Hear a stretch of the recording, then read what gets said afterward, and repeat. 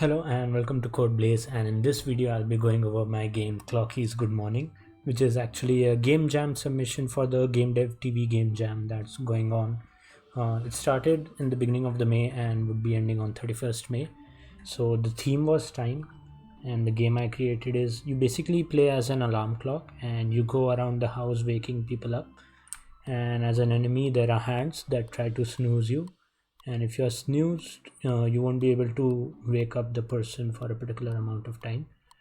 So you have to wake up everyone in a time limit which is specified by this red bar. So once the R and is above the red bar, the level would be over. Now while creating this game I set up some challenges personally for me, because I know the game is pretty simple and I have only 2 levels.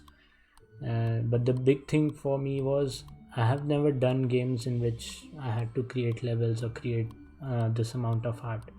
All of my previous games usually had some kind of procedural generation because I wasn't that good with art, and I'm still not good with art, but programming is something that I can get along with. So I usually tried doing some procedural generation, but that also that limits me in the type of game that I can create. So I wanted to try something new. I wanted to create some levels and do some art.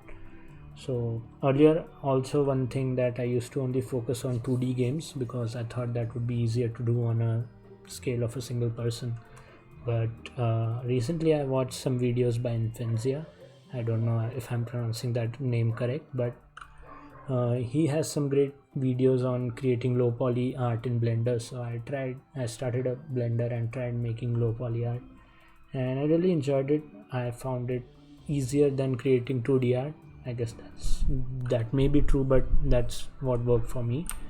So in this game, most of the art has been created by me in Blender. As you can see, the main character has been rigged and animated in Blender, and there are some other actual level and like these lampshades and all are created in Blender.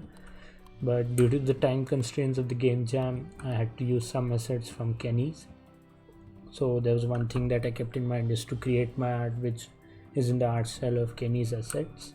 So as you can see this pot here, so the leaves are by the Kenny but the pot has been created by me. So that was what I was going on for. So if I just ring the alarm, this level will be over and we'll go to the next level. So there are only 2 levels here because I didn't have much time.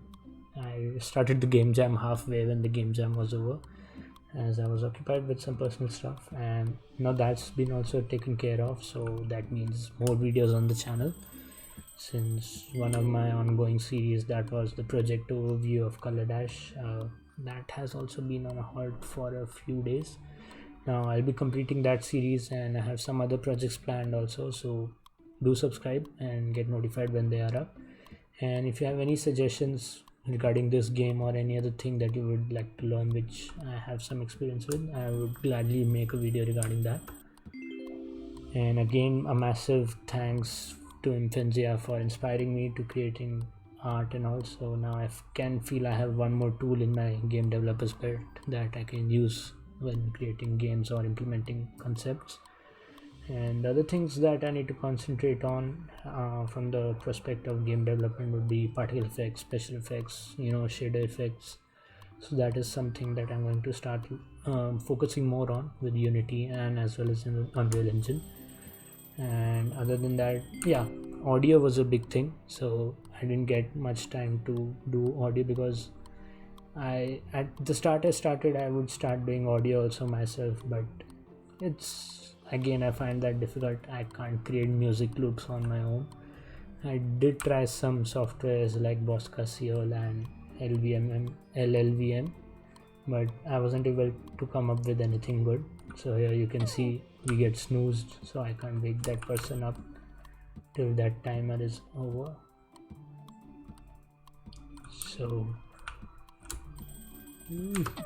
oh, I bet he was pretty much woken up. So there are some bugs here, and that's it. So I'll leave the link down below for the itch and the entry in the game jam, so you can check it out for yourself. And I'll also leave Infinzia's link down below, so do check out. He has some really great content for helping you in game development, like at least it helped me and inspired me a lot. So again, a big thank you for that. And that's it for today's video, and I'll see you soon. Bye.